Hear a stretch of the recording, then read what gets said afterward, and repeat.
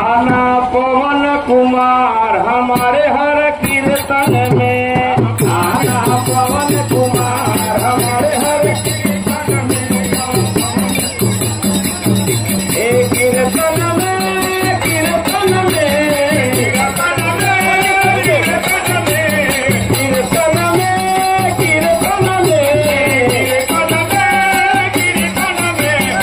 आना पवन कुमार हमारे हर कीर्तन में, हमारे कीर्तन में हमारे हर कीर्तन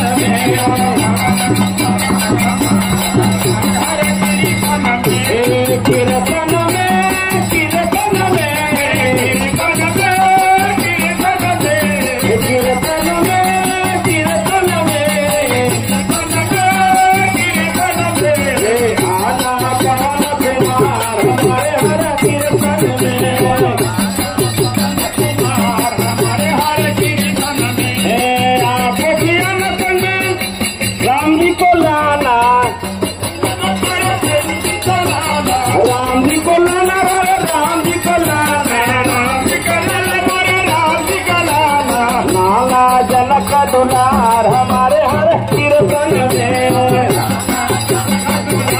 हमारे हर कीर्तन में आना जनक दुलार हमारे हर कीर्तन में, जनक दुलार हमारे हर कीर्तन में आप पियन सन भरती को लाना,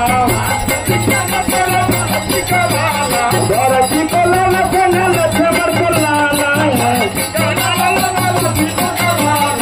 आना सब परिवार हमारे हरे कीर्तन में, आना सब परिवार हमारे हरे, आना सब परिवार हमारे हरे कीर्तन में,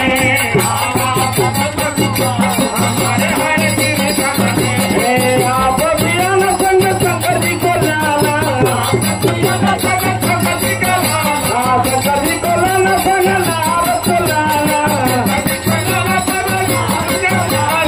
डम डम डमरू डम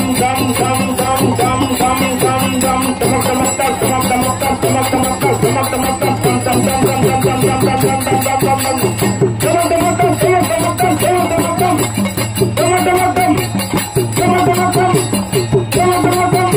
डम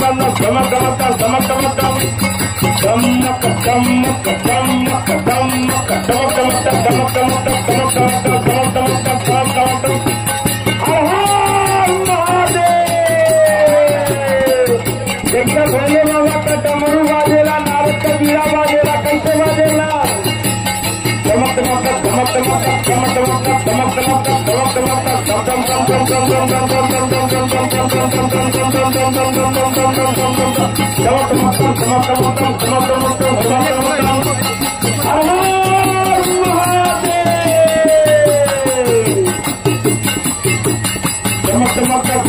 यही मंत्र है, यही मंत्र है, यही तंत्र है, यही मंत्र है, यही तंत्र है, से नमो मित्र जाने धम टमाटम धम टमाटम धम टमाटम धम टमाटम धम टमाटम धम टमाटम धम टमाटम धम टमाटम धम टमाटम धम टमाटम टमाटम टमाटम टमाटम डमरू बजाना हमारे हर कीर्तन में, डमरू बजाना हमारे हर कीर्तन में, डमरू बजाना हमारे हर कीर्तन में, डमरू बजाना हमारे हर कीर्तन में, कीर्तन में कीर्तन में कीर्तन में कीर्तन में कीर्तन में